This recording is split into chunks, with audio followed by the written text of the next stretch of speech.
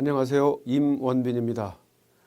상황에 적합한 리더십 방법을 선택하기 위해서는 인간에 대한 이해가 선행되어야 합니다. 그렇다면 조직사회에서 전통적으로 가장 많이 사용해왔던 엄격한 처벌이나 불이익을 활용한 리더십은 어떤 인간관에 기초한 리더십일까요?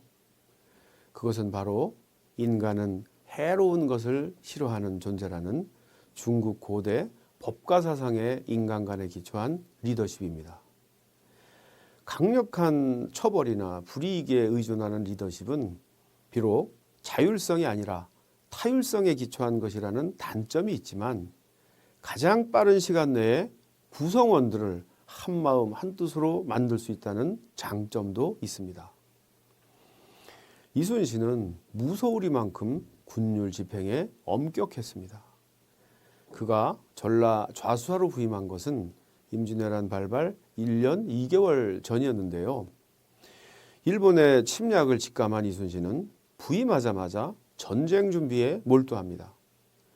무너진 성을 보수하고 예하 부대의 무기 관리 및 보수 상태를 점검하였으며 임무를 소홀히한 담당자들에 대해서는 일벌백계하였습니다.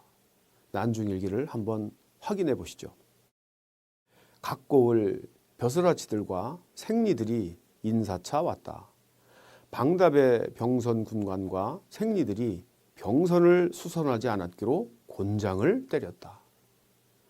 아침 먹은 뒤에 나가서 무기를 검열해 보니 활, 갑옷, 투구, 화살통, 환도 등도 깨어지고 헐어서 볼품없이 된 것이 많았으므로 생리와 궁장, 감고들을 처벌했다. 임진왜란이 발발하는 임진년 4월 13일 이후부터는 이른바 전시 상황이었죠. 연이은 조선 육군의 패배 소식에 민심은 흉흉하고 병사들의 마음 또한 불안한 상태였습니다. 급기야 임진년 첫 출동을 하루 앞둔 1592년 5월 3일 이순신의 부대에서 도망병이 발생합니다. 난중일기를 보면 이날 여도수군 황옥천이 집으로 도망간 것을 잡아다가 목을 베어 군중에 높이 메어 달았다. 이순신의 조선수군이 처음으로 출전을 시작한 임진년 5월 4일은 그야말로 부하를 처형하는 것으로부터 시작된 비장한 출전이었습니다. 이순신은 특히 도망을 주도한 병사나 도망을 도운 백성들 그리고 뇌물을 받고 관리 감독에 소홀한 관리들에 대해서는 처형이라는 극단적인 처벌을 단행하였습니다. 난중일기를 보면 이날 경상도에서 온 공문에 포로로 잡혀갔다가 돌아온 김호걸과 나장 김수남 등 명부에 올린 수군 80여 명이 도망갔다고 하며 또 뇌물을 많이 받고 잡아오지 않았다고 하므로 70여 명을 찾아서 각 배에 나누어 주고 김호걸과 김수남은 그날로 처형했다. 흥양보자기 막동이란 자가 장흥 군사 30여 명을 그의 배에 싣고 도망간 죄로 사형에 처하여 효시하였다. 이처럼 이순신이 도망과 관련된 사람들에 대해서 극형으로 다스린 것은 전시에 병력을 유지 관리하는 것이야말로 전쟁의 승패를 좌우하는 중체대한 일이었기 때문이었습니다. 군량을 여러 번 훔친 자에 대한 처벌도 매우 엄격하게 집행하였는데요. 각 배에서 여러 번 양식을 도둑질해 간 자를 처형하였다. 일찍 수루에 나가 남평의 생리와 순천의 격군으로 3번이나 군량을 훔친 자를 처형했다. 군량은 전쟁을 수행하는 데 있어서 생명줄과 같은 것입니다. 이 때문에 이순신은 군량을 훔친 자에 대해서는 거의 도망자 수준에 준할 정도로 처벌 수위를 높였습니다.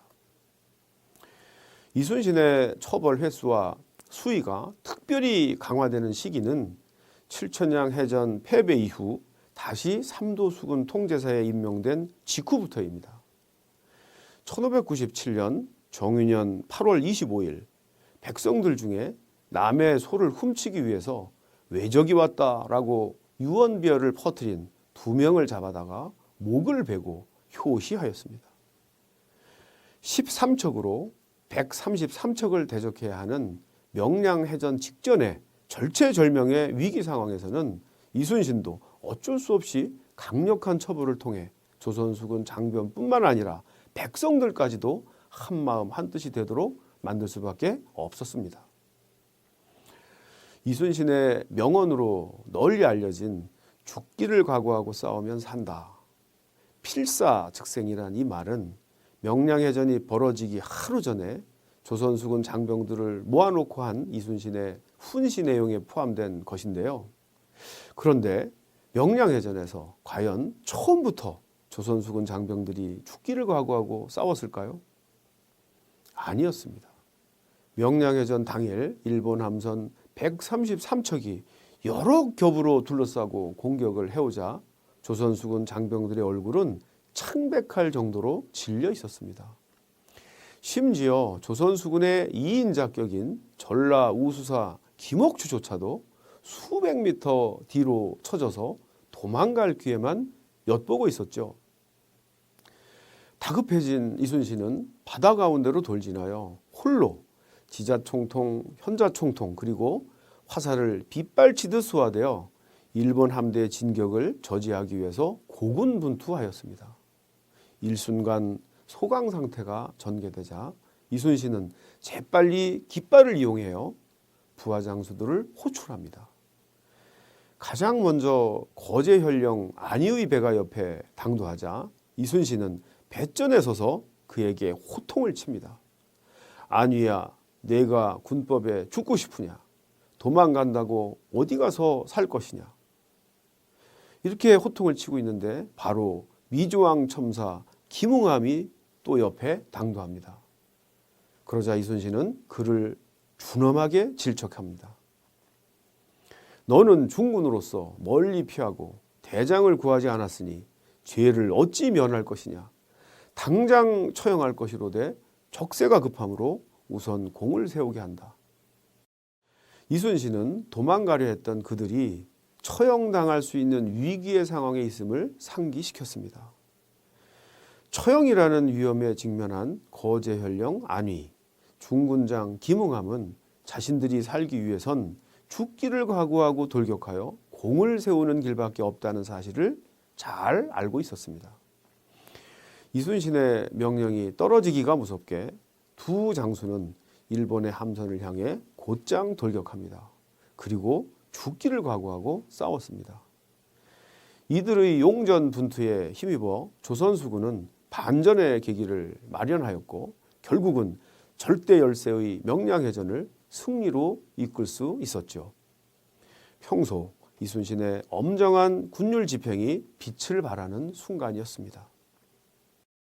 사람은 이기적 욕구를 뛰어넘을 수 있는 만물의 영장이기도 하지만 종종 동물 일반의 본능적 욕구를 넘어서는 무한한 이기적인 욕구체이기도 합니다. 이런 인간적 특성을 고려할 때 리더는 때로는 조직 공동체를 위해 강력한 처벌이나 불이익, 제재 등을 통해서 억지로라도 구성원을 한마음 한뜻이 되도록 만들어야 합니다. 제갈공명이 군율 집행의 엄격함을 보이기 위해서 아들처럼 아꼈던 마속을 눈물을 흘리면서 처형했다는 읍참 마속의 교훈을 되새겨보는 것도 의미 있는 일일 것입니다. 감사합니다.